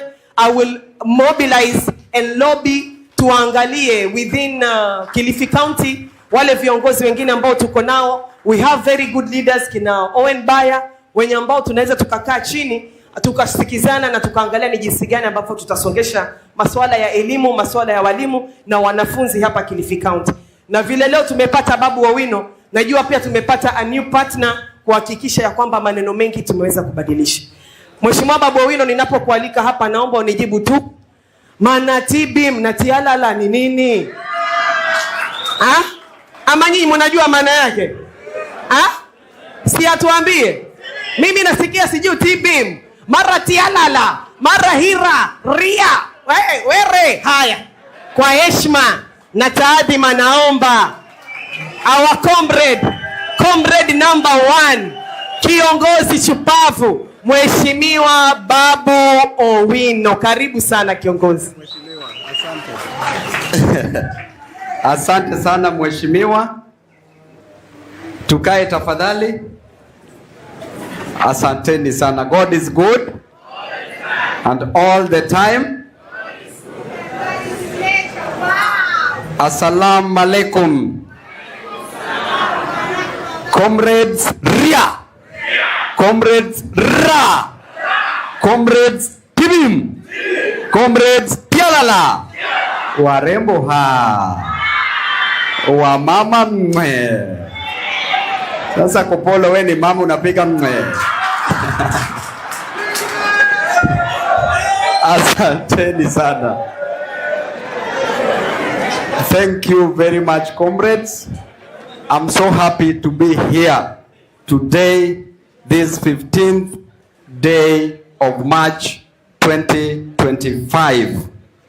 I'm happy to address my fellow comrades.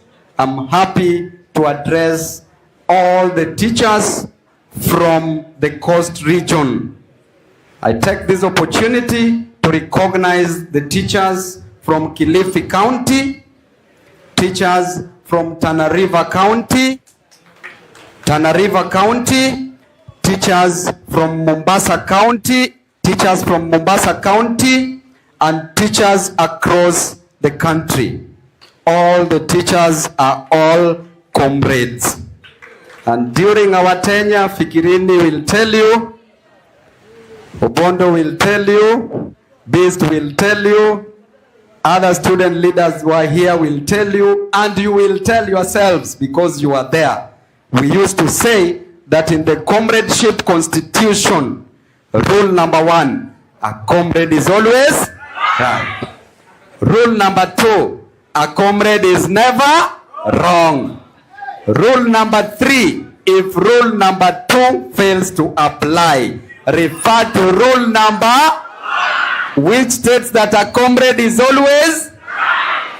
Thank you so much. Mheshimiwa Amina Mnyanzi, I'm so happy you've made me come back to Malindi constituency. We were with Mheshimiwa during the presidential campaign when we wanted Baba Raila Amolo Odinga to be the president of the Republic of Kenya. Na leo tena nimerudi hapa siku hii na nina furaha sana Mheshimiwa. The work that you are doing in Malindi constituency is amazing. I've witnessed today, Mheshimiwa, as we speak, most of his constituents are being given foodstuffs at Tawid Girls. Ain't that a good work? Mheshimiwa, you are doing an amazing work. Within Parliament, Mheshimiwa is very active, contributing to bills, contributing to motions. Mheshimiwa is knocking doors day in, day out, working in various departments, various parastatals, talking to directors general to ensure that service is brought to Malindi constituency. Siyo ni kazi nzuri jamani? Huyu mheshimiwa jinsi vile nyuso yake ina urembo, hivyo ndivyo roho yake iko. Roho pia ni mrembo. Kwa hivyo ninawaomba wale wa Malindi constituency, fanyeni kazi chini ya mtafanya kazi chini ya mama. Naona wengine wanafikiria vibaya hapo. Ama mama afanye kazi mfanye kazi chini yake ama afanye kazi chini yenyu? Uzuri mama akiwa juu, si unasikia vizuri zaidi?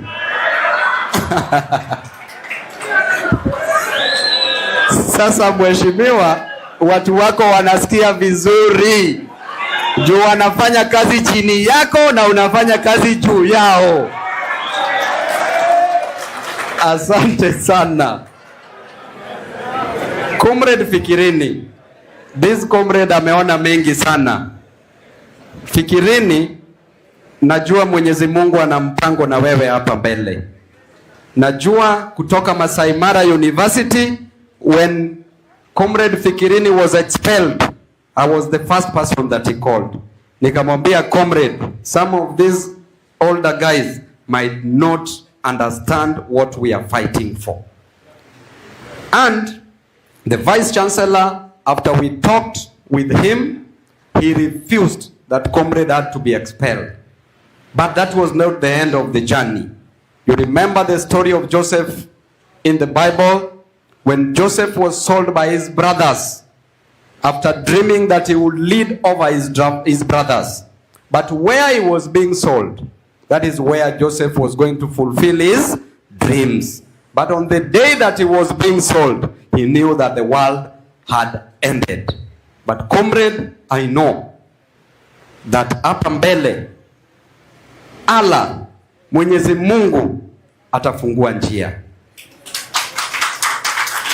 To the current student leaders, the work that you are doing in the coastal region is so great.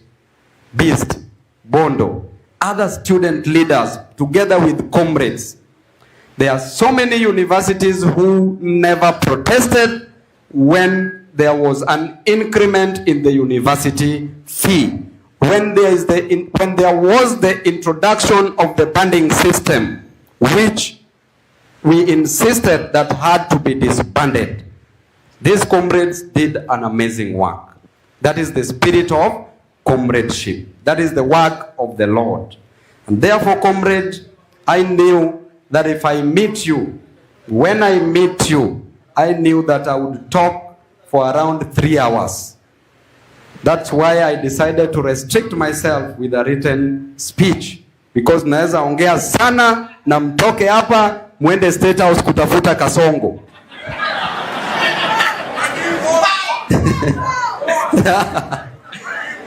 Madimples. Yule ni mawama garbage.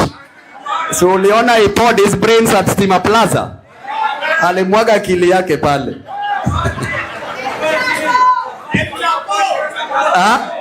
El Chapo. Mambo iko mengi. Masandio. Machache. Thank you, comrades, teachers, ladies and gentlemen. Good afternoon.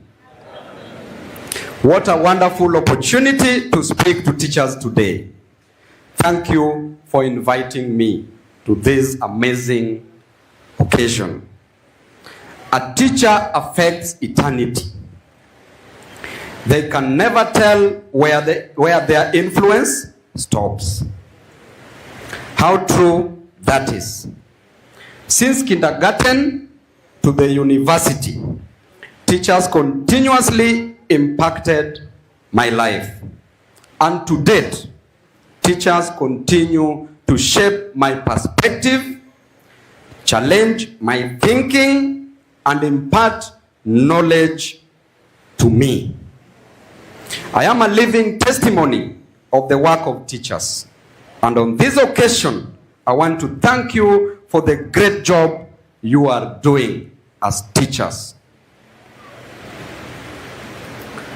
Were it not for teachers, Babu Owino would have never moved from primary school to high school. Were it not for teachers, Babu Owino would have never moved from high school to the university. Were it not for you, teachers, Babu Owino would have never moved from the university to the floor of parliament. Therefore, I am a direct product of teachers. I know what teachers can do, and teachers have seen you directly in my life. With all this that teachers have done to this great nation, teachers are one of the people who are suffering the most in this country. Teachers have trained doctors, yet they earn little than the doctors. Teachers have trained engineers, yet they earn less than the engineers. Teachers have trained actuaries like myself and an advocate like myself, yet they earn less than us. Teachers have trained businessmen and women in this country, yet they earn less than them. Teachers have trained even thieves in this country.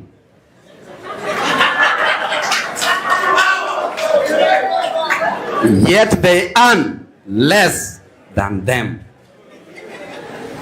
Teachers have been used, teachers have been misused, and teachers have been abused by both the employers and the government.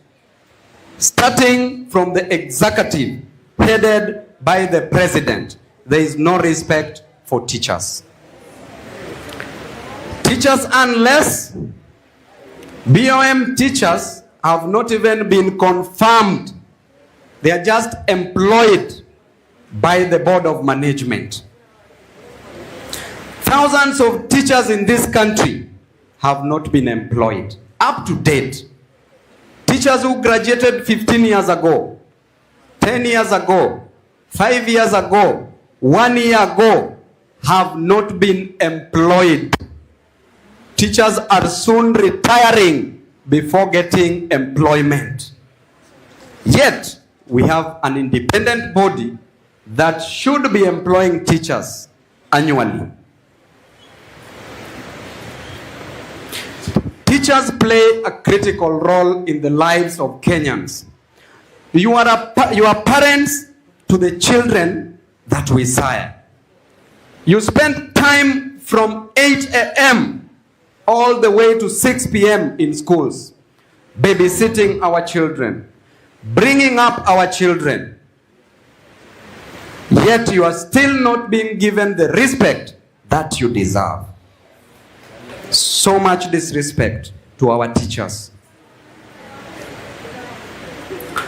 Therefore, there are many things that teachers do. Allow me to share 3 with you today.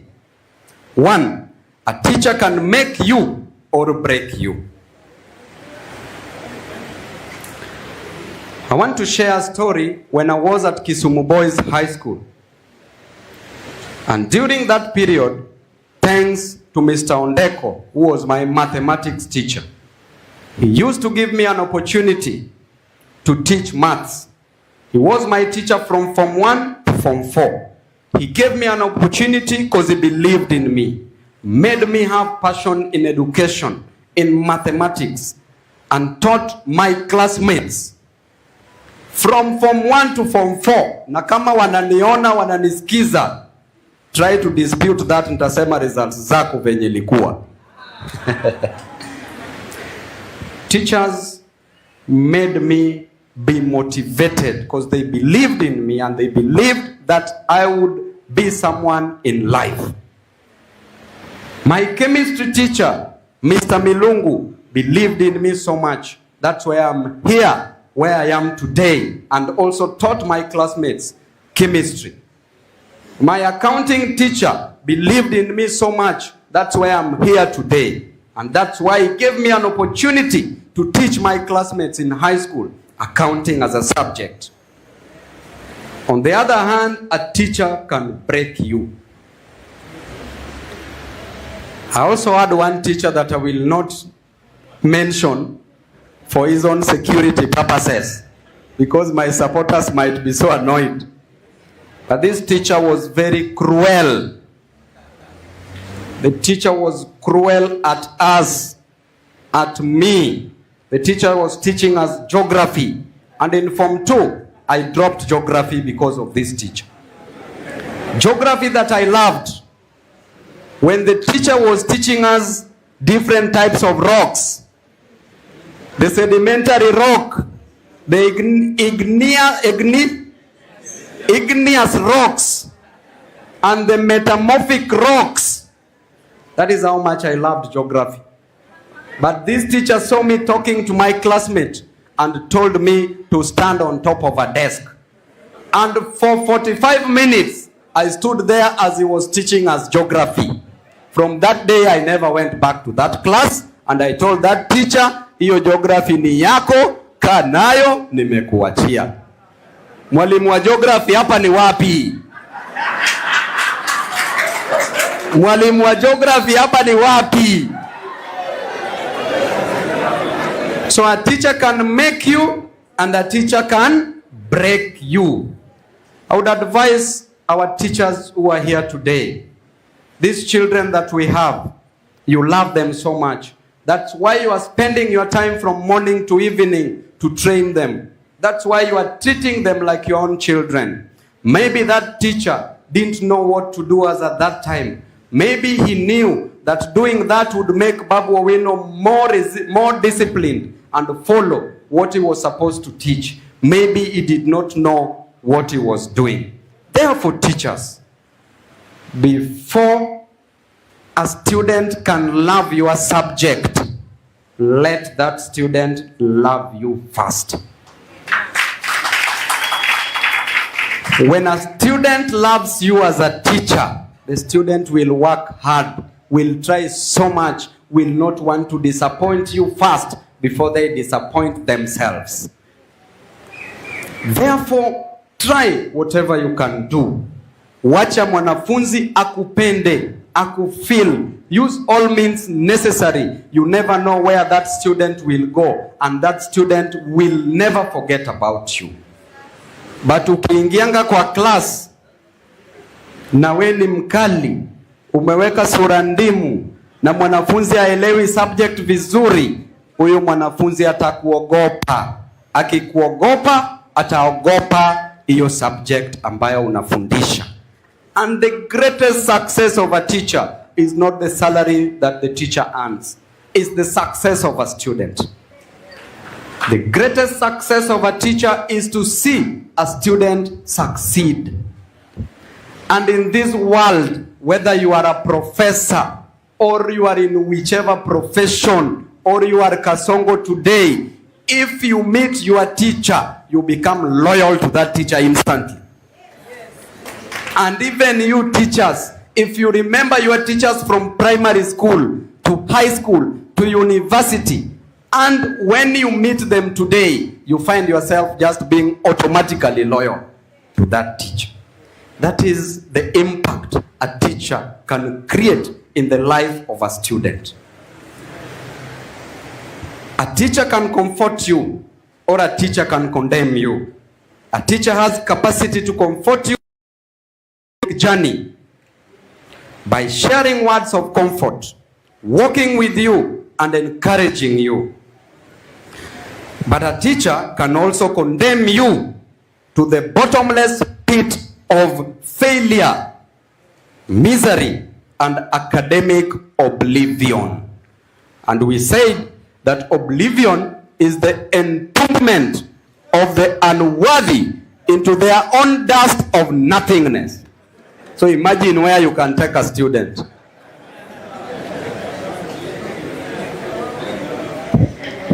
A teacher can see the future from the present. And when they do, they can shape, they can empower, and they can uplift an individual to higher potential. Ladies and gentlemen, the task of the modern educator is not to cut down jungles, but to irrigate deserts. And when deserts are educated, the soil of the mind become fertile and ready to produce 30-fold, produce 50-fold, and produce 100-fold. We must see potential in every child to change, innovate, and invent, because the power of education is change. Not confused innovation of a machine that can make 1 million chapatis. No. But capacity to grow and change the environment, nation, and the world. Imagine teachers, a governor asking the president to give him a machine to print chapatis, and a president responding in his wisdom or lack of the same by saying that I will give you a machine to print 1 million chapatis in a day. Huyo ni L. Huyo ni L. Najua mimi nataki kuangalia huku, but najua roho yako inasema nini. Uko na hawa wananchi.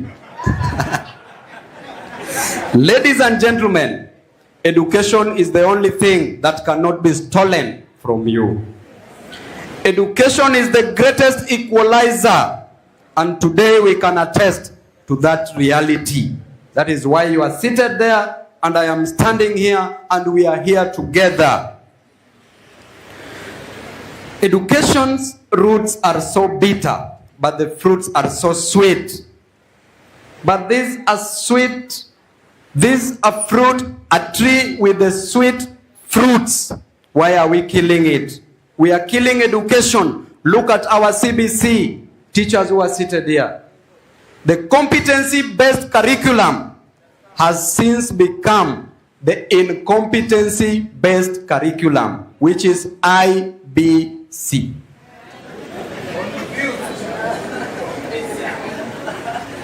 The CBC has failed, if you ask me.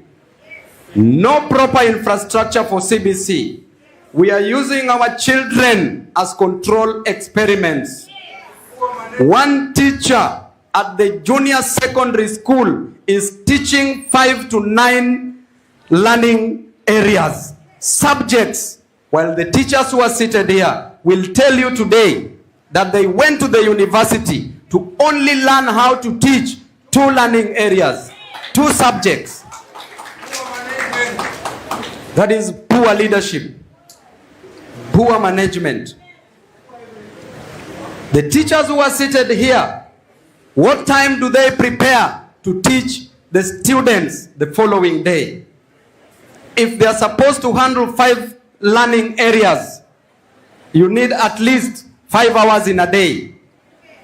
You leave your house in the morning at 8 a.m., go back at 5-6 p.m. You are in a matatu, you reach at home because of traffic jam at 7 p.m. You have family to take care of at home. Then you also need 5 hours to prepare for 5 learning areas, for 5 subjects, so that you teach the following day. Is it possible? Bwana pia ako hapo anataka. Bibi pia ako hapo. Jameni, why are we destroying education? I appeal to the President of the Republic of Kenya, the President who is a product of education, William Samoei Ruto. Were it not for education, you would have never been a President of the Republic of Kenya. Were it not for education, you would have never come to Nairobi. You would have never gone to Nairobi, to the University of Nairobi. Were it not for education, you would have never met the former President, Moi. Were it not for education, you would have never learned the tricks on how to steal, to rig votes.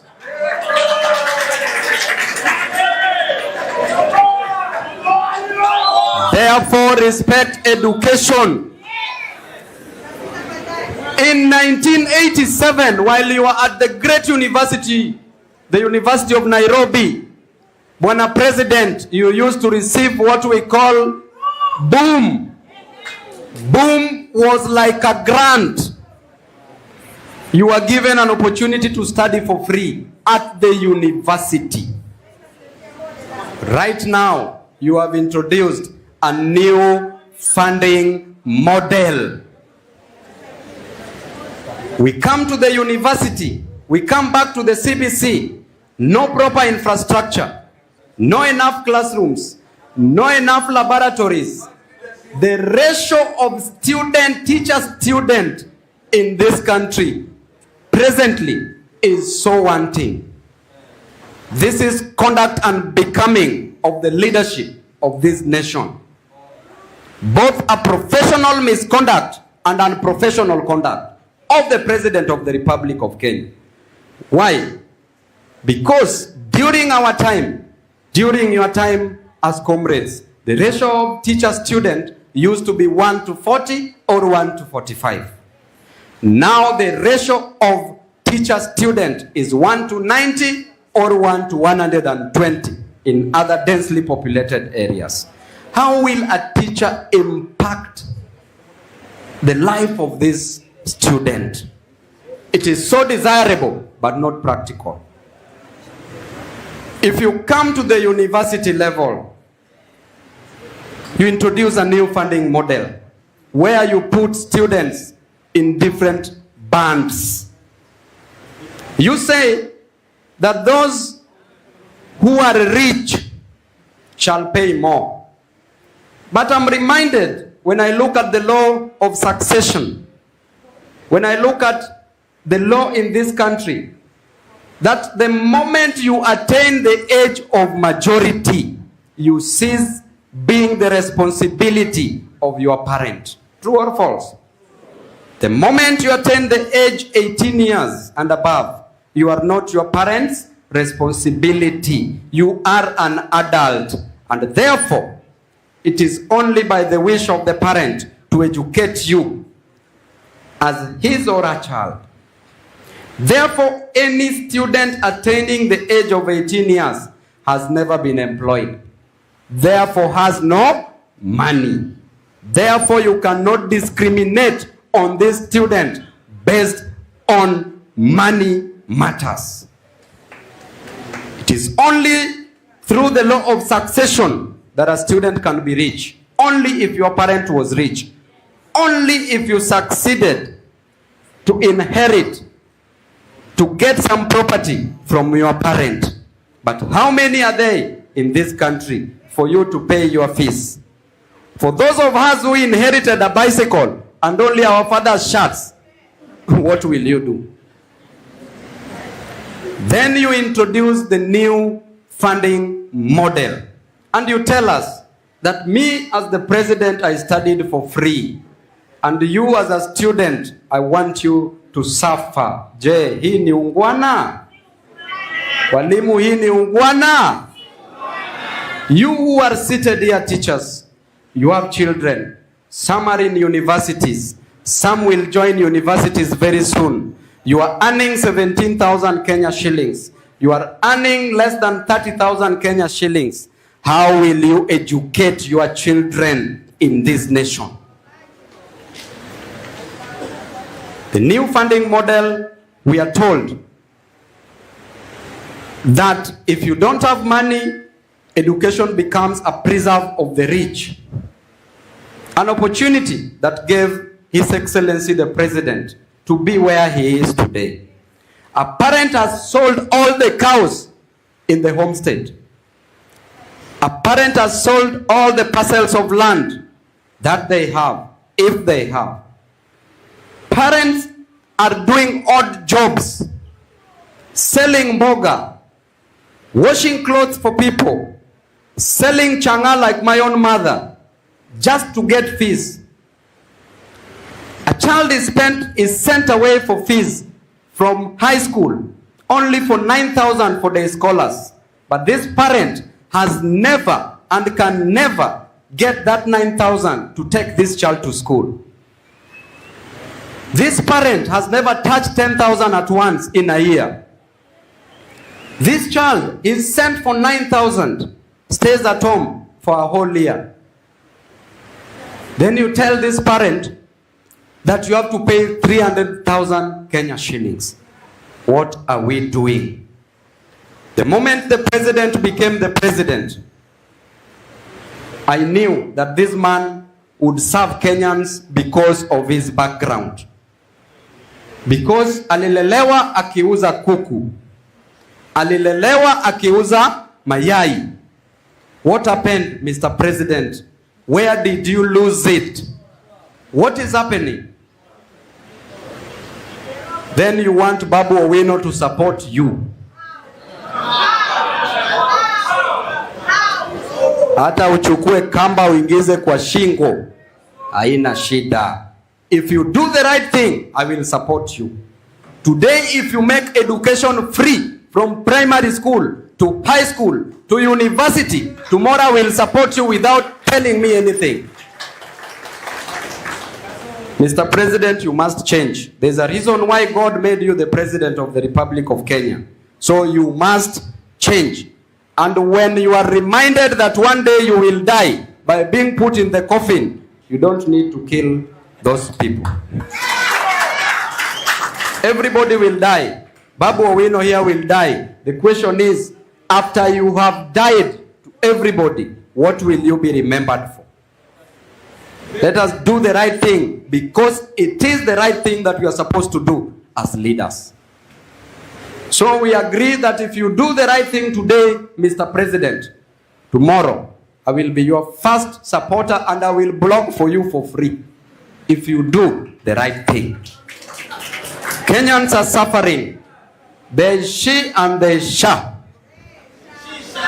Shisha. Kenyans have smoked it. There is no more lungs to hold the smoke. And Kenyans are getting cancer as a result of shisha. So therefore, Mr. President, we will tell you whether you like it or not.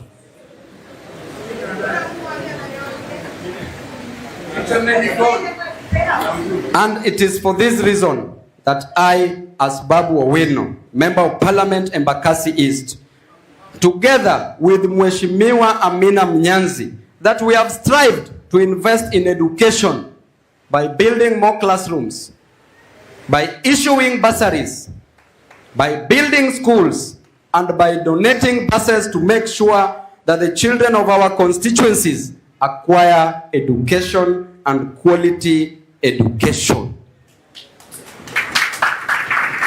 Ladies and gentlemen, you know that mediocre teachers tells. The good teachers explains. The superior teacher demonstrates. And the great teacher inspires. Let's go out there as great teachers and inspire this generation. Thank you and God bless you. Mungu awabariki. Ukiwa na swali uliza, nisitoke hapa na deni yako. On the issue of maths, I was just forgetting. Saizi tunaambiwa that mathematics is not a compulsory subject. Hata nyanya yangu ambaye ako 98 years old anajua kuhesabu pesa kwa sababu alienda akafanya hesabu. How do you make mathematics an optional subject if your intention is not bad? If your intention is to ensure that these Kenyans don't know where the money that you steal from our taxes goes to. Therefore, let us not behave like we are visitors. And lastly, to the CBC. CBC now is providing an opportunity for our children to grow physically, not mentally. It is the only institution where a student has dropped out of school, yet they are still school going.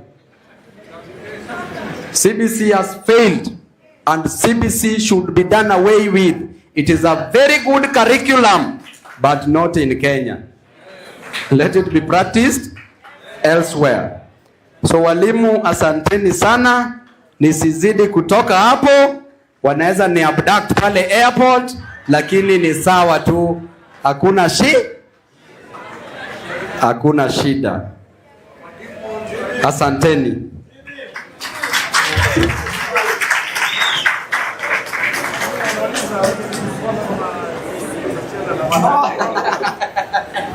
Mheshimiwa